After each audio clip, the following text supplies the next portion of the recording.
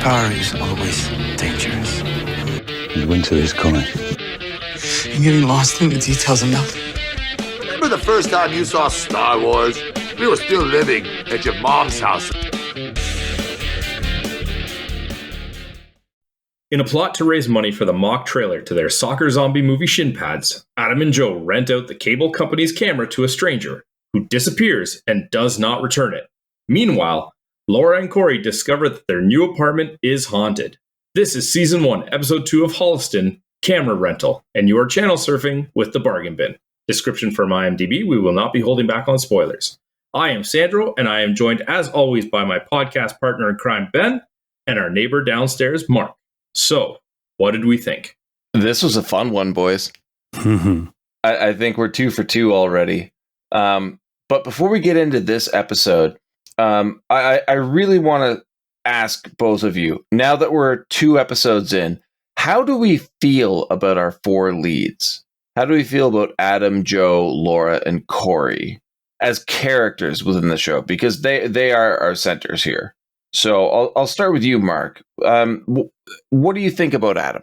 I find him the most relatable to the entire thing. It seems like he is actually the center point. He's kind of the straight man Seinfeld character in a weird way. I mean, he's got George tendencies, but he is kind of it seems to be the universe around his. A lot of the plots at least connect him to the other pieces.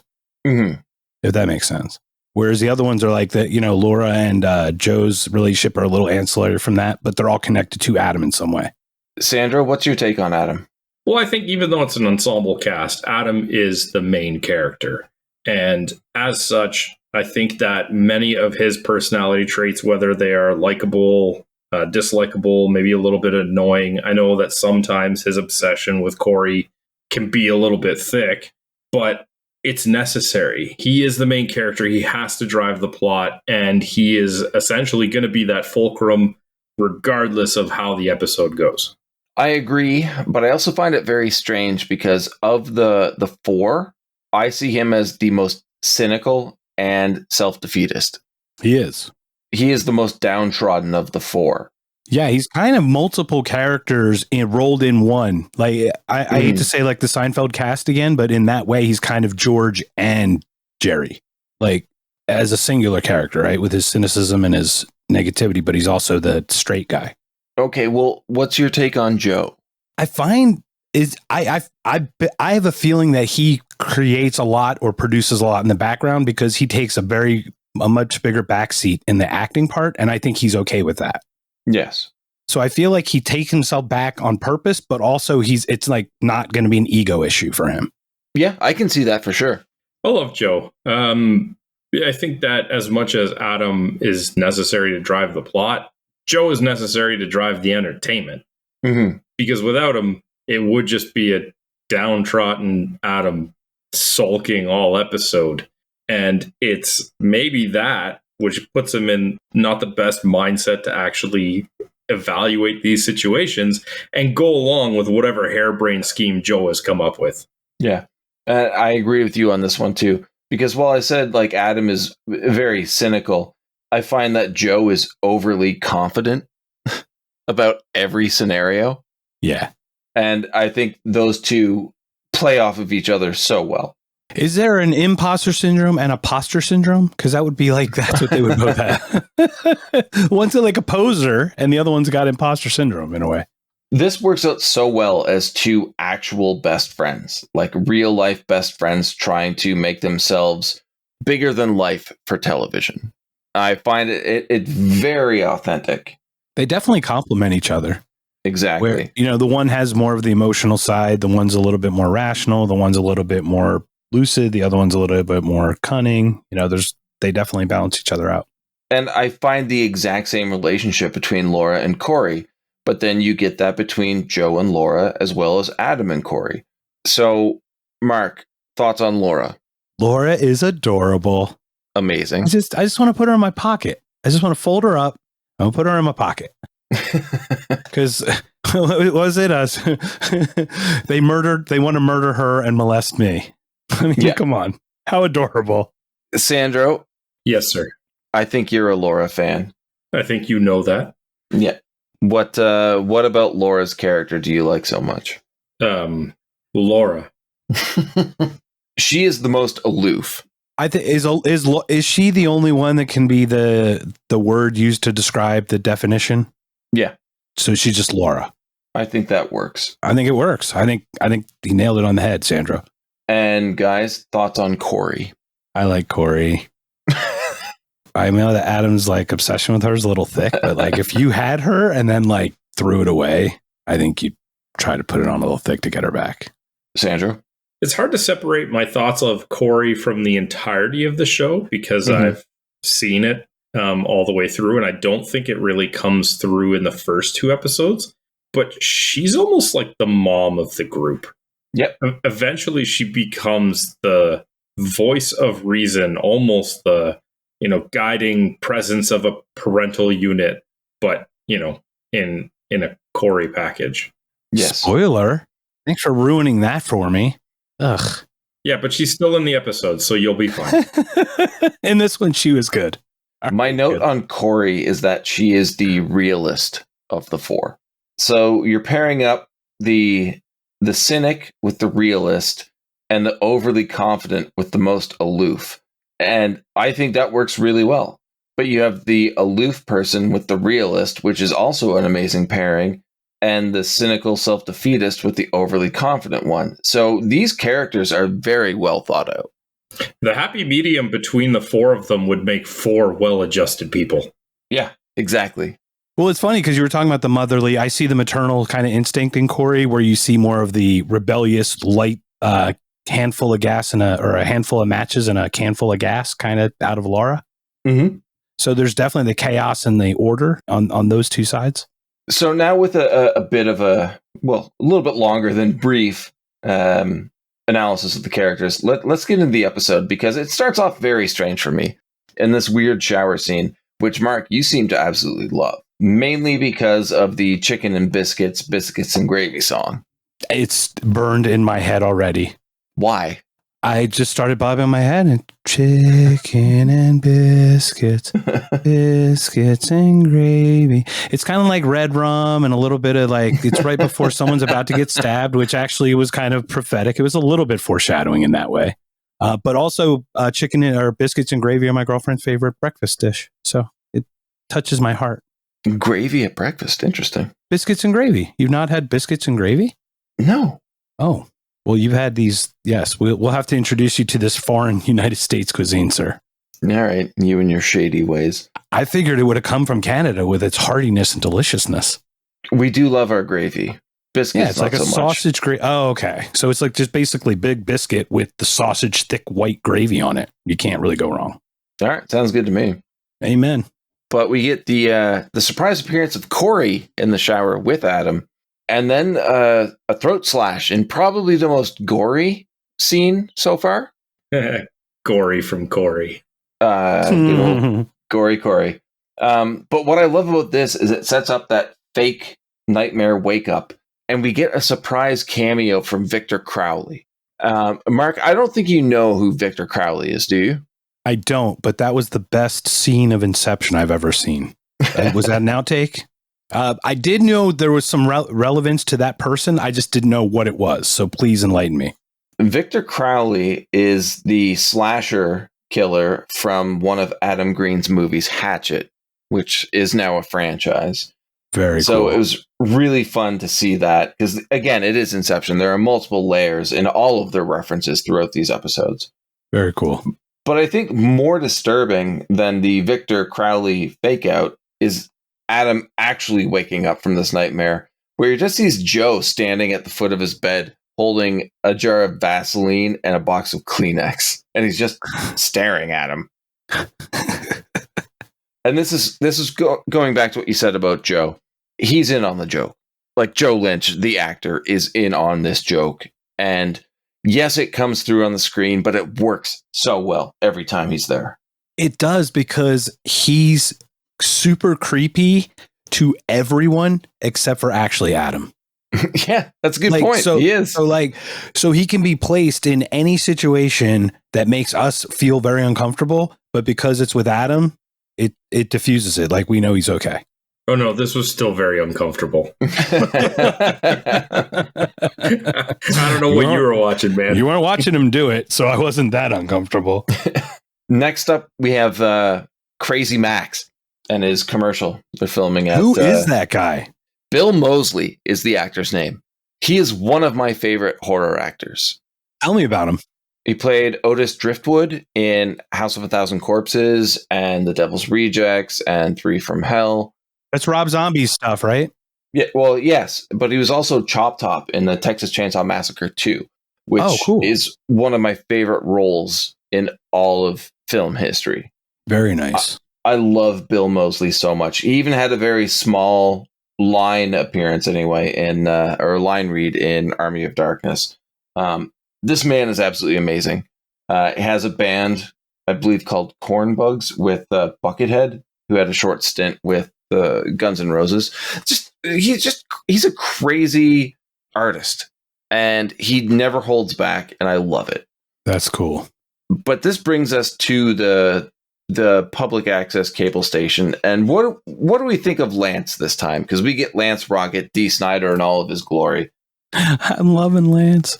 I love it because every time he's talking about hitting a piece of, tail or getting it on with a woman, some homoerotic thing comes up next.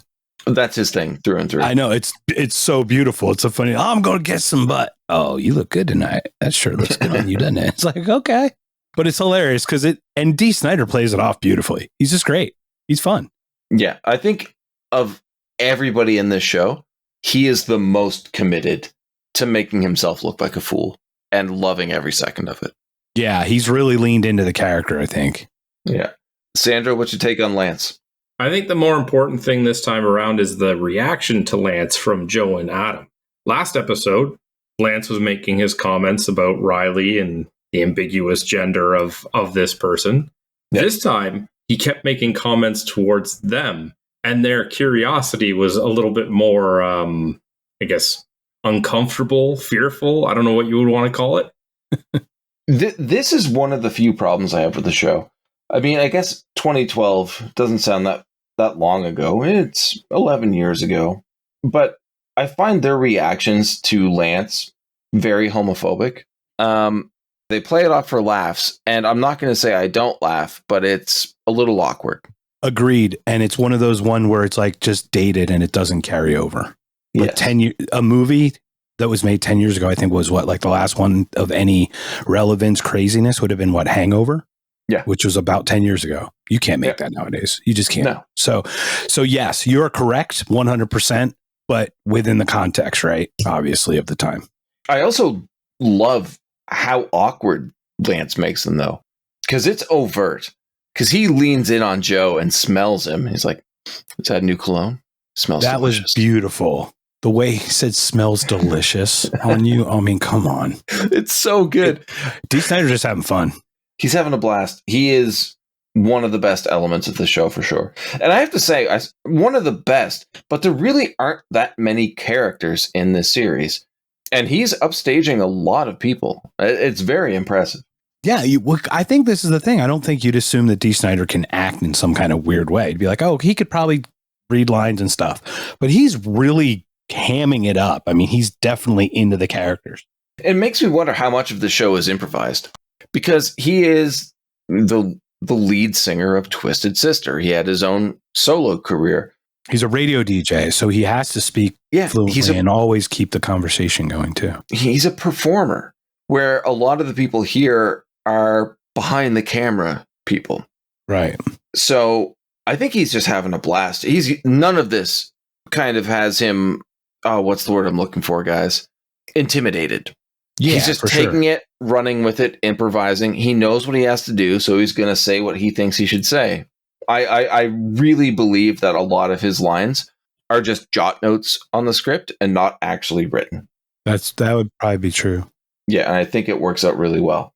I think it does too, and I think it kind of harkens to like a Kevin Smith who has to write out everything. Yep.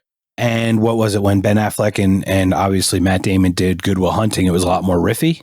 Mm-hmm. And which one won the Academy Award, right? Exactly. But Kevin Smith was just one of those people who had to write out every single letter of every single word. Yeah, you have to read that man's words because those are my words and this is the story I'm telling, as opposed to this is the story I kind of want to tell and let's just do what we have to do to get it there. And I think that speaks probably to the direction that Adam and Joe have towards everyone is like, hey, we're just going to have fun. If we make this a thing, it's going to get wet. We're not good enough to overcome that as like to be on our minds. But here we jump into the main plot. And what is the A story of the show? I'll do it. I was trying to let Sandro answer, but I'll do it. Okay. They want to rent out a camera that they're going to take from the cable company for the weekend. And why are they trying to rent out the camera? Because they need $500 to do a trailer for Shinpads. They're moving. Exactly. That was because Sandra read that earlier. I remember that part. Standard sitcom fodder. And the first time I saw this, I'm like, yeah, okay. I really enjoyed the first episode, but if this is the generic bullshit they're giving us, I don't know if I'm going to finish the show. I think I know where you're going with this, so walk us through your mind. It's actually very well done because while it is, yes, the A storyline, they don't spend too much time on it because right after this, we get the gas station scene, which is very brief, but it breaks up that story with a fair amount of good humor.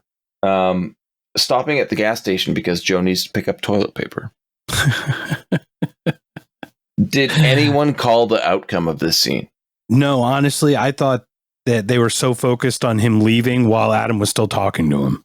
Yeah. That I didn't even think about I just thought that he was gone. So I didn't even think about what he was doing. And we know what he did, right? Right, obviously. He just stole toilet paper from the public washroom in the gas station. And it's funny because there's I don't know if you guys have Cintas up there, Cintas uniform company, but they do like custodial stuff. And I know this because we have them with our company, but they make their toilet paper holder extra narrow so that only their toilet paper fits on it. Smart. And so they have to have like a uniform size. They actually prioritize, or what's that called? Make their, what's it called? Proprietary. Yeah, proprietary. Thank you. Proprietary toilet paper. So, question. What are your thoughts on what's the best way to say this? Scary Asian neighbor in the apartment building? No thoughts on it. Exactly. Because he's just there. And Mark, he shows up again and again and again. I mean, I made the stupid joke that he looks like Ming from Flash Gordon. Yeah. Who was white, actually. Right. But it's the exact same thing over and over again. Corri and Laura find an apartment, a haunted apartment. We all know. What was making the noise? The stuffed animal or the child chalk outline? I don't think either. I think it was just a disembodied voice. Okay. Whew. But before we even see that, there's some really fun little digs to the budget and the set itself of Joe and Adam's apartment, like going to open the cupboard and Joe's being like, yeah, they don't work. Budget. Also, one thing about Laura, too, I had to bring up, because we talked last episode about her being rather macabre. Did either of you notice her hair clips? I did. I was going to mention them because I'm an American, gosh darn it. You love your guns. I don't love my guns. That's a little hyperbolic, don't you think, sir? You really love your guns? Just because I polish them in the evenings and sleep with them under my mat, under my bed, my pillow at night. Come on. I kind of dug them, though. They were cool. They were like revolver gun. They were revolver hair clips, right? So it was kind of cool because they were old school. So I thought that was like almost like a Western-y kind of vibe she was going for or something. Same. We jump to the new apartment, and I love this scene. Ray Wise. Exactly. Ray Wise is fucking killing it. Everywhere he goes, he's so good. Mark, did you recognize him at all? Yes. I was it was on the tip of my tongue. The whole time I'm sitting there like, he reminds me so much of Bryan Cranston and this other guy mixed into that guy. And that guy's been in everything. Yeah. Probably most notably Twin Peaks, right? I would guess so. It's Laura Palmer's father. Right. He's the landlord and he is so desperate to rent this house. And honestly, $650 a month for a haunted house? 600, sir. 600. Eventually 600. Would either of you do that? No, not a chance. No, sir. I'm already haunted in my non-haunted house. I'd consider it. A month? I mean, I'd consider it and then rent it out to someone else. Yeah, maybe. Make a couple $100. I don't know. It sounds fun. Yeah. What would be your favorite part? The noises, the groaning, the moving of objects? I'd be curious about the intimidation factors. Yeah. I want to see what they would try to do to scare me. Would you document it? Would you ever do one of those ghost hunting type things? I don't think so. I just kind of want to see what would happen. Yeah. I mean, one night, I think I'd be okay. Yeah. $600 a month for 2-year lease. I don't Hauntings never start strong right off the bat. You build up to them, right? I mean, this one came in pretty hard to the paint. It looked like it came pretty hard to the paint. So I'm not sure. It's been there for a while. I mean, the question of was it built on an Indian burial ground? And Ray Wise's response of, not an Indian one. What do I know him from where he's like a father or a grandfather and his teeth are just a little bit bigger and they're super white and he's super orange tan? Are you thinking of Gary Busey again? No.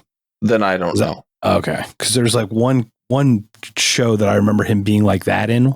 Dude, he's been in everything. He's been in everything. I know. It's just, he was so good in this. How did they find like some of these gems? I mean, did they find these through the work that they do? Yeah, well, they've worked extensively in films. So horror is basically a giant family. You're going to encounter people within the genre just by being in the genre. That's how it happens.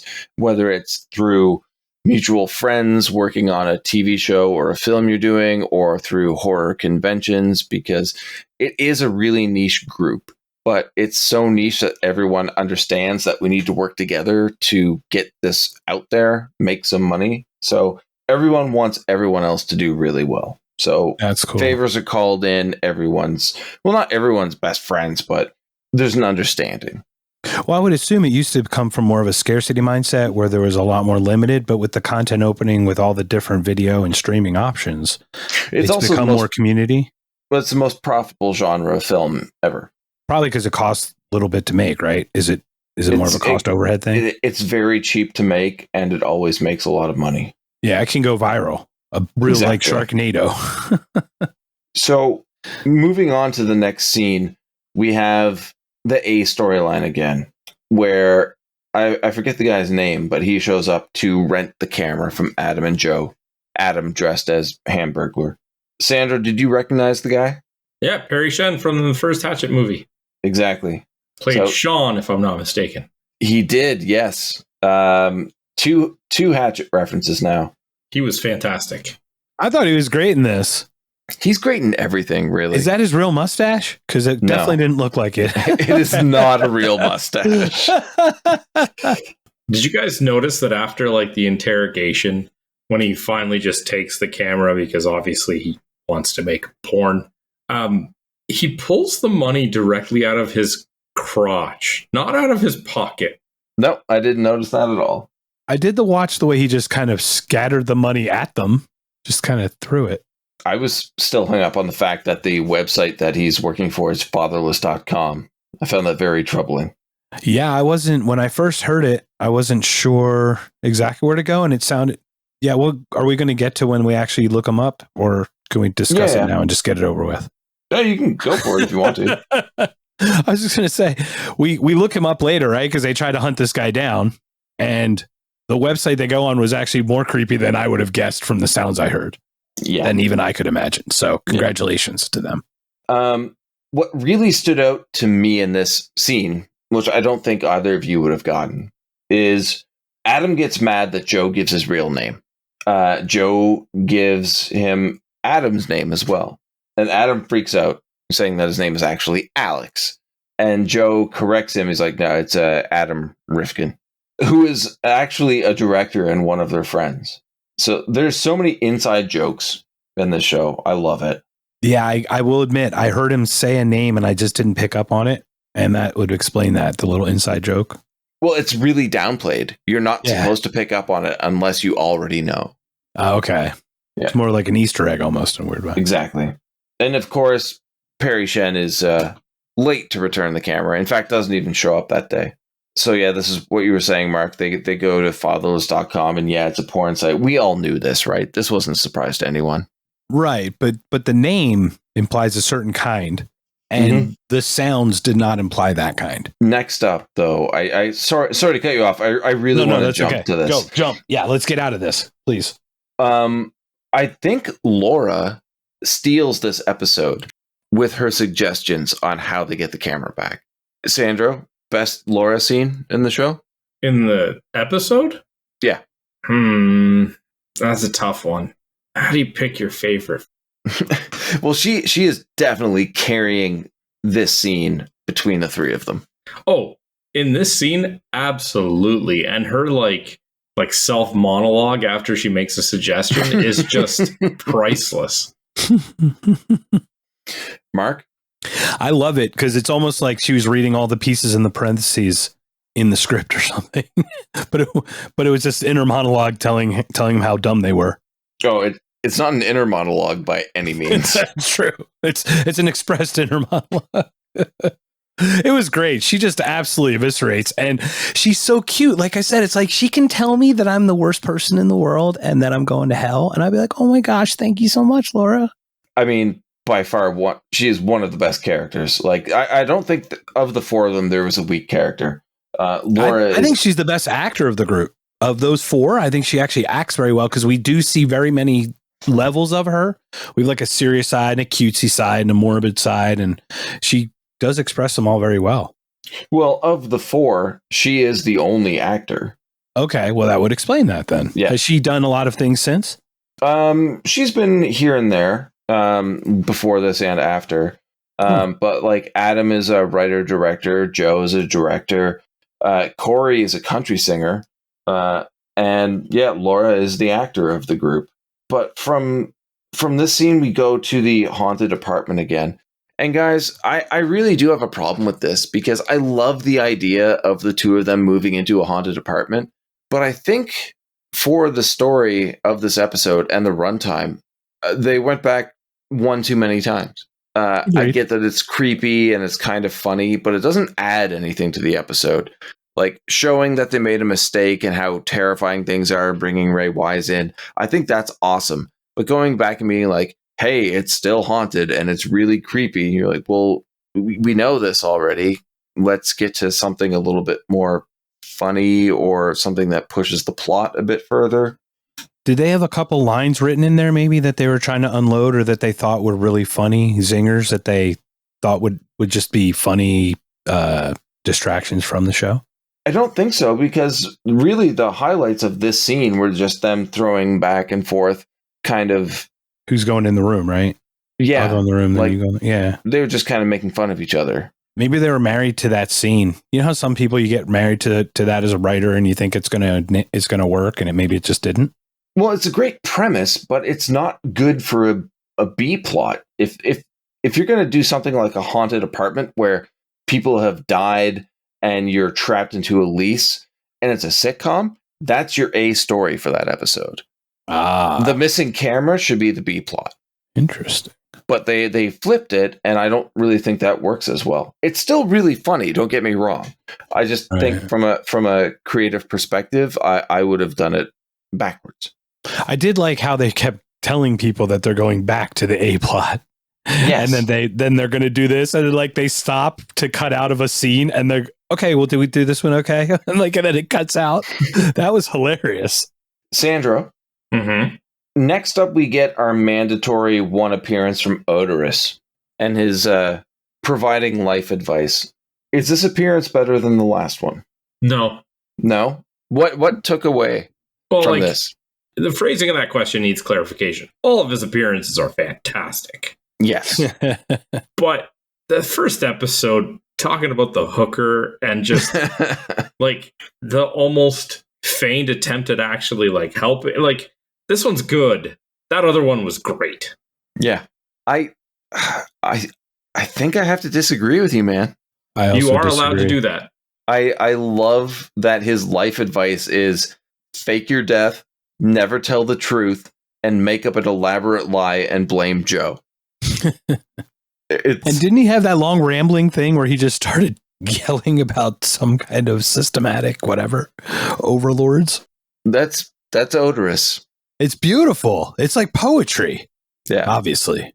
Dave Brockie, a wonderful, wonderful human being. So yeah, well, like you said, Mark, we have to jump back to the A storyline. So the way they have to deal with the fact that they don't have the camera, they were stood up. Perry Shen's character did not return it, is to lie that the camera was stolen. So they stage footage of being robbed on the way to film Lance's show that night. I have to say right now, fucking brilliant. But can we do? I'm going to address one of the dated things again, where they said something about making it be a Mexican, and they look at her, and she goes, "It's okay, I'm Colombian." Yeah, you're like, "Oh, that just wouldn't work now." But okay, look at her to be offended. She's like, "No, it's fine." Right? Exactly. What did you think of the abysmal filmmaking here? It's not going to work on anybody but Lance. And like they even say they got robbed by a guy, and then it's just Laura in a mask, and it's like, all right, I mean that doesn't look like a guy. I think Adam at one point calls her shady ethnic man. Yeah. Like, okay, guys. All right. And the fight scene. The fight scene is just the repetitive exact same move. And it goes on and on and on. And Lance is captivated by this, just watching it until it's over. And he's not upset about the camera. He's more stunned that Adam and Joe were going to start filming diver down sets as a gift to Lance. And now that they're booked every Sunday.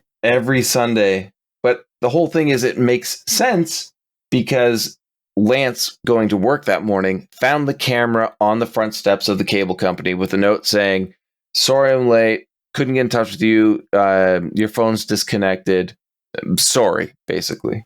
So the only downside here is, yes, now Adam and Joe have to film every Sunday performance of Diver Down. Now, I was going to say that Laura stole the show this episode, but Dee Snider, man, he started off so strong. He finished even stronger in this episode.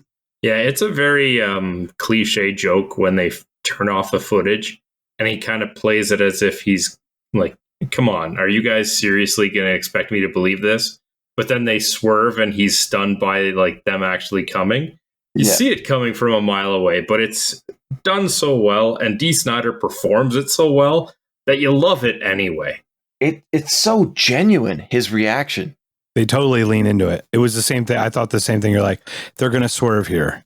But when they do it, you're not disappointed that they do it. No, not at all. And that's the thing about the show. Like, it just makes me so happy. It's predictable, sure, but everyone's in on the joke. And we're like, we understand what you're feeling right now. And that was our point. We're just having fun, and we're glad that you're enjoying it. The show is definitely made from fun and like more of, I hate to say the passion thing, but more of just like the enjoyment of doing this or trying something different with your friends.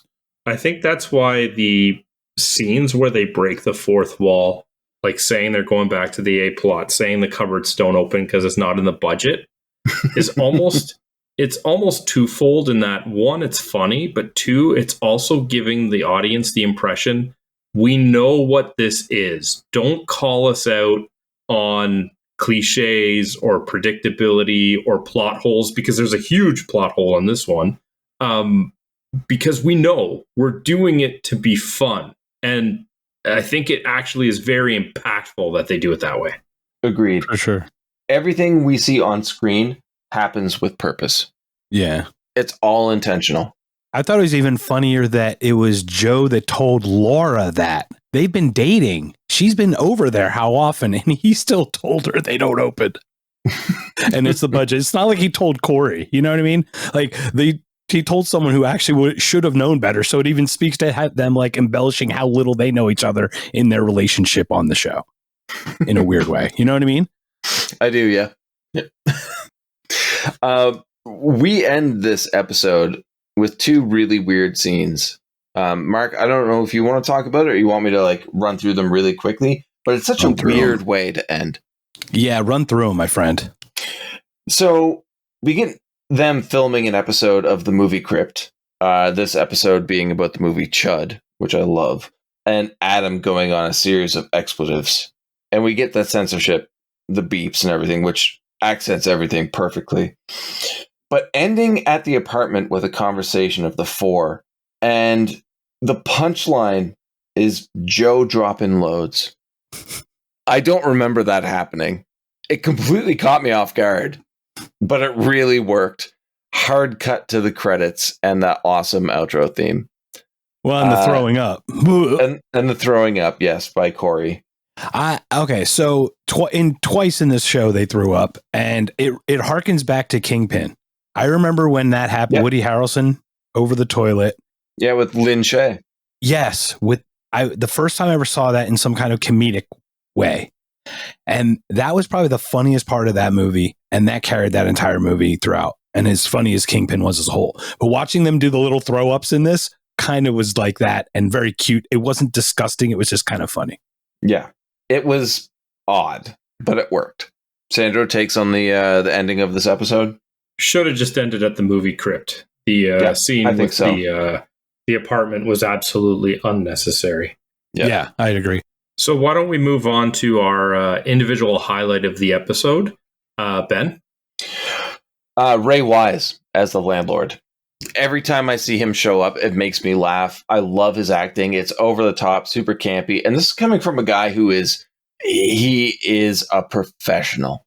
This guy can do whatever he needs to do to get the job done, and it's going to be perfect every time. And it's fun to see him enjoy himself on screen. Be the bumbling character, be the scaredy cat. His line delivery, like his voice is shaking. It is so funny for me. And like the whole not an Indian one, talking about the burial ground, completely caught me off guard. It makes me laugh every time. So yeah, by far it's them interacting with Ray Wise as the landlord. Mark? Yeah, that was a great scene. I thought it was Crazy Mike. Was it Crazy Mike? Max. Crazy Max. He just was hilarious. By the end, just spittle just coming out of his face. It's like, they're just like, go off, man. Just keep talking until you run out of breath. And it kind of reminded me like some of these comedians who just start spattering at anything. And I thought he really leaned into that. And I was really laughing at that. And normally I wouldn't laugh at something like that. So for it to draw me in the way it did, I thought it was well done. Yeah. Even saying that the commercials suck, but the price is cheap. Right. Exactly. Sandro? It would definitely be Laura trying to help them come up with solutions on how to get the camera back. Yeah. That moment was, in my opinion, the most entertaining of the episode. And it also highlighted the biggest plot hole in my mind. But I don't care because she was just adorable in it. So yeah, that one. Cool. Let's get to ranking the episode. It's not going to be very difficult. There's only 2 right now. Mark, you want to go first? Yeah, absolutely. I would like to put this ahead of the first one because it had a little bit more structure to it all the way through. As good as the first one was absolutely unique, something I've not seen before, but this one was more complete and still had that. I had no drop off from the first show, so I think this one was better. I think I like the first episode more. I really enjoyed the introduction of the characters. Here we start to see how they work together when they're around each other much more frequently. The inclusion of Corri in the apartment scenes now, and her being much more of a main character, not just a second party, is interesting. And we do see a lot more of her, and I warm up to her over time. But I don't know. There's certain elements of the first episode that I think are absolutely amazing. And here, well, the show's not bad. Evan. Kevin, right? Kevin. Kevin? Yeah.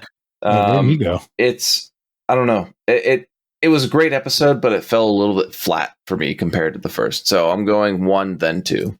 And your point, you said the A-B thing, right? The 2 plot points were flipped in your mind. Mm-hmm.